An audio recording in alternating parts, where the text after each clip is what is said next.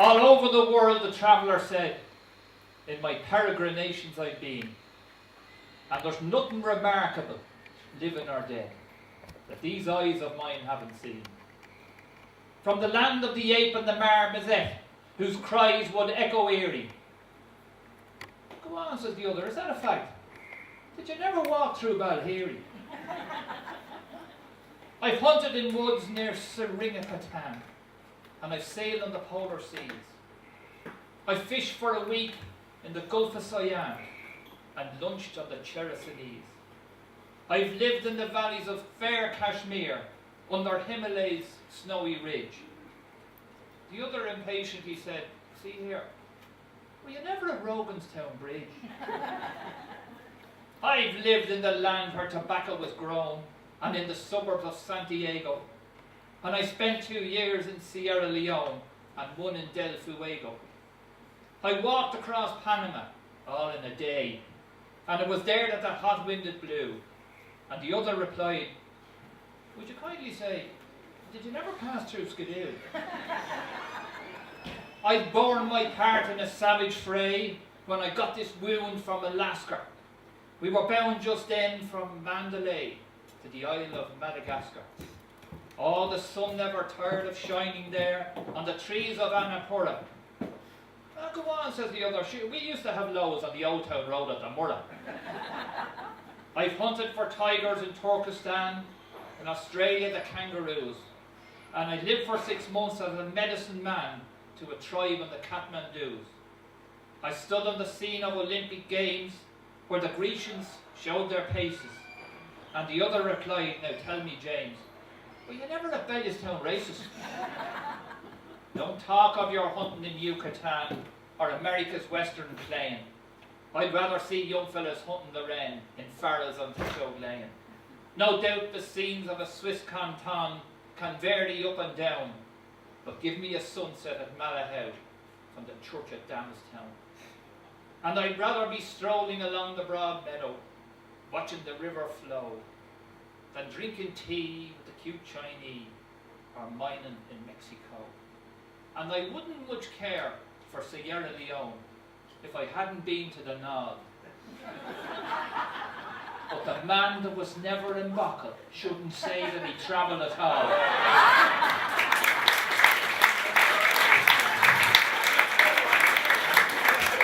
Now, will you give a big hand for Vera Stone from the Rushlock Ginny Group? She's going to come up for us. 'Twas on the glorious summer's day, all in the month of June, I left me hope on pleasure bent on a Sunday afternoon, for to view the works of nature, and the grandest sight of all was the meeting of a fair Colleen, the fair maid of Fingal. As I gazed upon this pretty maid, I found her sweet and fair, and less than 20 summers shone on her golden hair. How often in my memory that scene I will recall, when first I met this maiden fair, the fair maid of Fingal. Now fair maids I've seen in plenty, yet still none can I see, for charm and grace to take the place of this girl from Ballykey. She is the rose of sweetness, the sweetest flower of all, and I sure declare none can compare to the fair maid of Fingal. Fair maids I've seen in plenty, I meet them every day, with style and grace and smiling face as they come along my way. Still for all their style and beauty, I would forsake them all for this charming little Colleen, the fair maid of Fingal.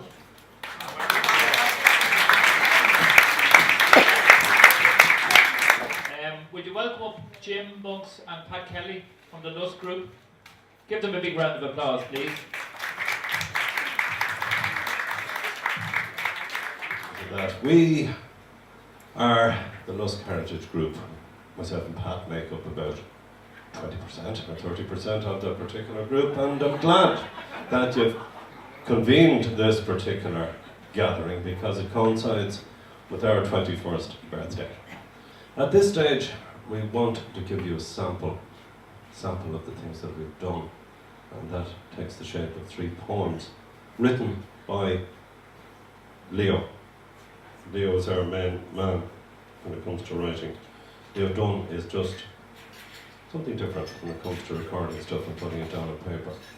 And Pat is going to read them. There are 3 poems, 3 samples of the stuff that we have come up with over the years to record and to talk about. The first poem that Pat is going to read is called Heritage. Heritage. What is this, our heritage?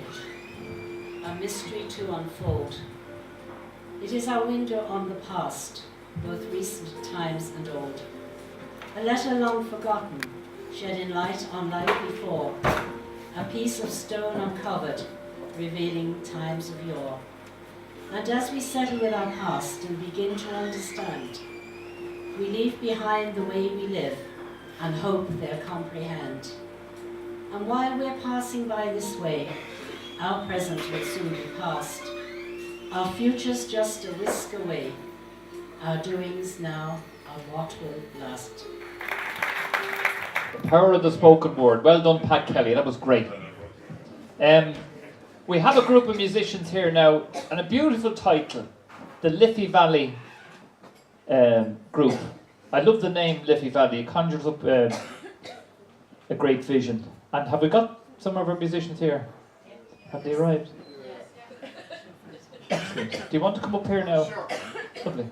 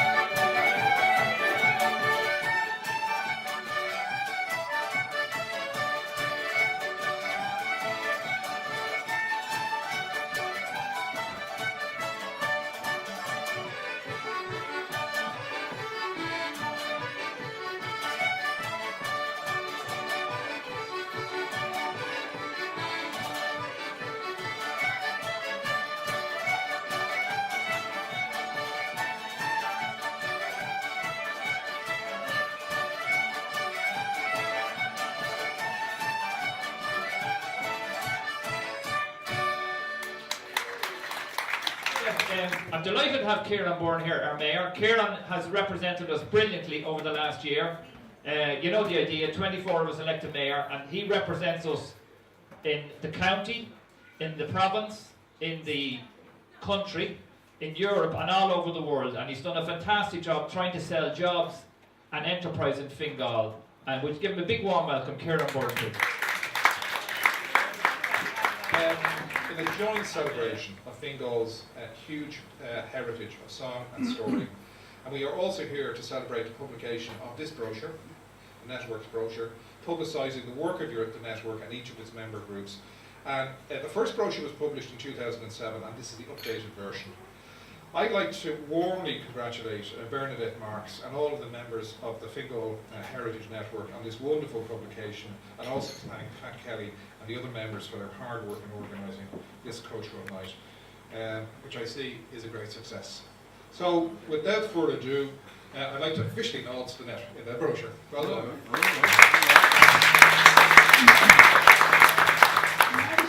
The person responsible for the culture and all this stuff tonight is Pat Kelly, and will you give her a big round of applause?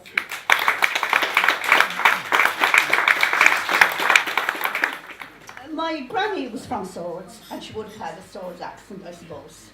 But my mother was born in Skerries, and because Granny, they lived down there, and they moved back up to Swords when my mother was 9. And my mother used to tell this story about Granny brought her down to the school, little school in Swords, which is now the Youth Reach Centre. And the teacher asked her to read. And she was standing up, reading away lovely. And all of a sudden she looked around and all the other young ones were nudging one another, making a laugh for her. Why do you think that was? She had a Skerries accent. Terrible. She had a Skerries accent. But, I don't know whether this makes sense, but it'll give you a laugh maybe anyway. But the thing about my granny used to sit in the corner. I remember her very frail and sitting in the corner dressed in black and sort of saying the rosary. But the funny thing about her is, when you're young and you think, oh, I'm not from this planet, whatever. But when she'd be going to yawn, she used to say, oh, honey, oh. Now, and I'd have had, I used to say, but the funny thing about that is, and this is something of interest, years later when I got involved in history, I began to read the poems of Patrick Archer, who you know from Old Town, who wrote Fair Fingal, etc.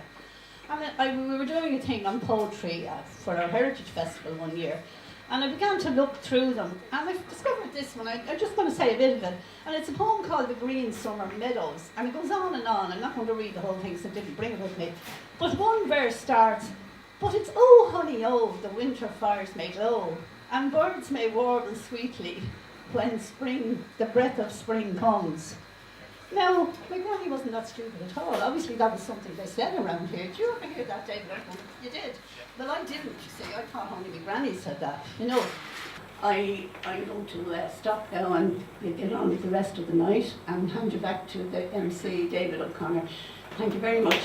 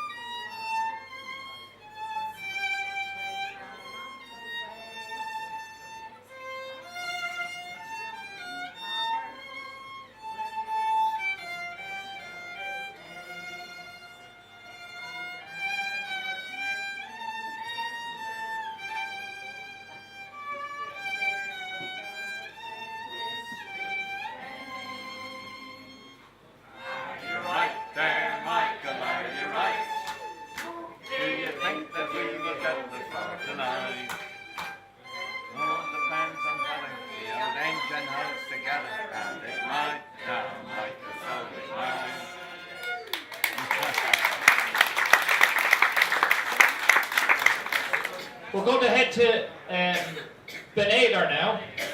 Dermot O'Cahasig, a raconteur, storyteller, never told a lie in his life. And after that we're going to have Jim Lacey from Blanchardstown. So when you give Dermot a big warm, he's very shy.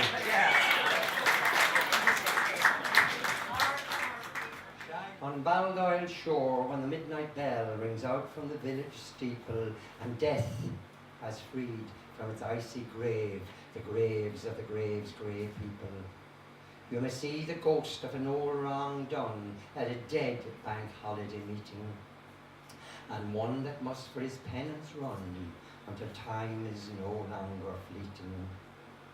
You may linger a while on Sutton Strand on good St. Stephen's night, and walk where the tall white grandstand leans in the moonbeam's ghostly light. And over the murmur of the surf and the thunder of the tide, you may hear the rustle of a phantom crowd and watch a dead man ride. For long, long ago, in the bad old days, ere you and I were here, a racehorse there called Typhus Bay, a chaser without peer, full 17 races stern and strong he had won on Baldoyle shore. And now, for the great Metropolitan, all said, sure, it was a walk o'er. But on the night before the race was run, and the seas rose mountains high, and the surf at Sutton touched the stars as it danced against the sky, and from the torn seas from without, like a fitful minute gone, in a little cottage by the sea, a dirty deed was done. For there a tall bookmaker met the jockey of Typhus Bay, and he said, if you pull this horse, a princely sum I'll pay. For if he wins, well, I'm up to my ears, and that just cannot be. So rub the liniment on thy arms, and pull this race for me.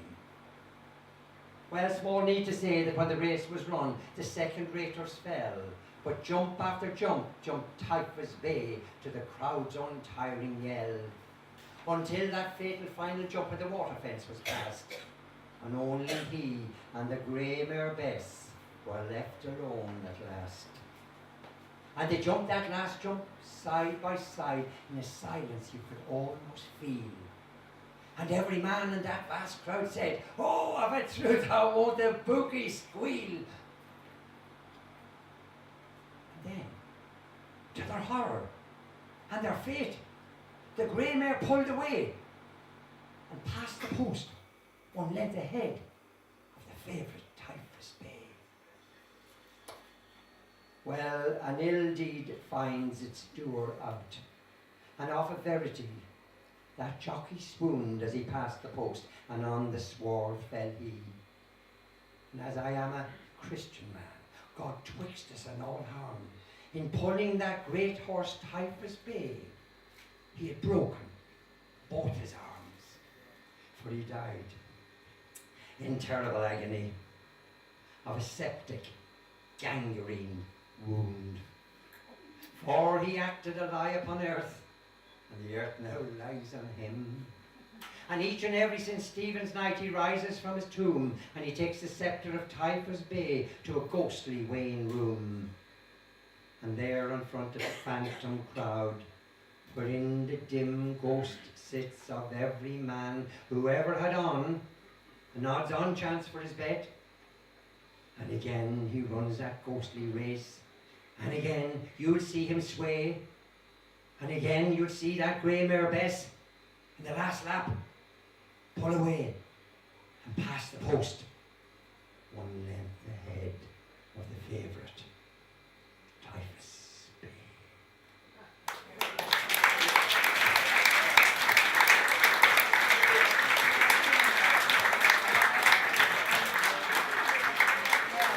That's Dermot O'Cahasig from Holt. Isn't he great? Well done, Dermot. Poor Jim Lacey has to follow that. All the way from Blanchardstown. Good man, Jim. I come from the wrong side of the Tolka, but the right side of the Liffey. And a few years ago, I did a little local history. It's called Candle in the Window. Books be on sale afterwards if you want. But no, I did this book called Candle in the Window. I want to tell you a few stories that happened while I was doing the research for the book, and some funny stories connected with it. And one of the stories is that I got this lady, an elderly lady, who lived near me, and she was in her early 80s. Well, that's not elderly, you don't be near 90s to be elderly. But she was in her 80s in any case. I put her into the car and I said, we'd go around and I would stop at various places. The funny thing about this lady was all the places she wanted to stop were pubs. But I wanted to stop at places to get a bit of history. So we went around and she showed me the 14 trees at Castleknock College, told me the story about the White Lady at Castleknock who haunts the area and all the other stories. So I wanted to talk about the Invincibles. And she said she was going to bring me to the pub that the Invincibles went into after they had done the dastardly deed in the Phoenix Park, and showed me where they wiped the knives in the grass and crossed the road from the pub after doing the dreadful deed, and where they went in and they had the pint. Now, store the story. Every single pub around the Phoenix Park, this happened in. So, but the place she was bringing me into it was a house that was one time a pub. So I went into the house, and it turned out that the lady who owned the house was a cousin of Patty's. And so we sat down in any case and we got tea, and I was trying to get the conversation around the story about the Invincibles and that. But there was more tea and there was more cake, and I wasn't getting any information. So I kind of nudged Patty, and Patty says, did I tell Jim about the, you remember when the Invincibles came in here and they drank the pint and, you know, they wiped the knives in the grass across the road? Are you writing the book, mister? I am. Oh, Jesus, don't put that into the book. You don't want the police down here asking questions.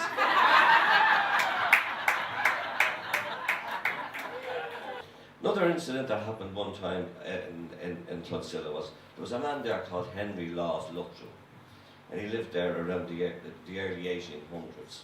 He was one of the hated Luttrells of Luttrellstown. Terrible crowd they were. And there was a newspaper at the time called the Dublin Post. And in the edition of the Dublin Post, the 5th of the 5th, 1811, there was a newspaper report that Henry Laws Luttrell had died. And Henry Laws Luttrell hadn't died. He was still very much alive. So he wrote to the newspaper complaining, this is disgraceful to write note that I'm dead. I'm still alive, very much alive. And I want you to retract that in the following week now in your newspaper. So the following week, the Dublin Post withdrew the story and said he was very much alive, but the heading they had on the article was Public Disappointment.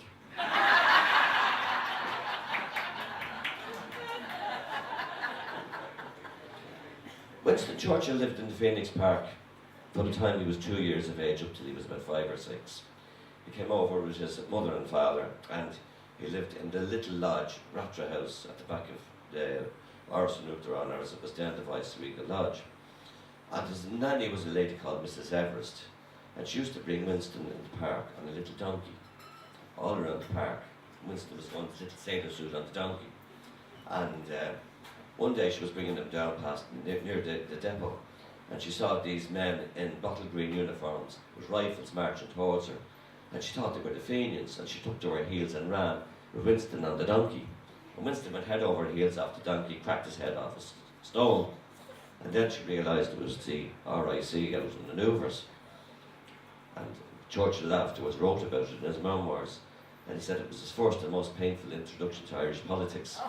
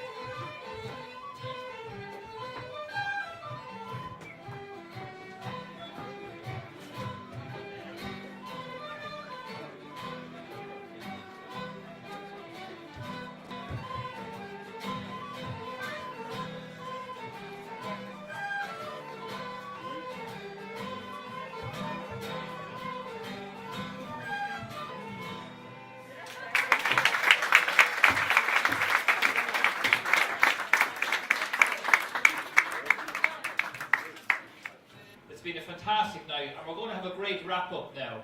In that, the wonderful gang of musicians from the Liffey Valley are going to play some more music just to see us out, and very, very welcome and lovely music. And thanks to everybody, and in particular to our group musicians who are going to wrap it up for us. Thank you very much. Well done to everybody.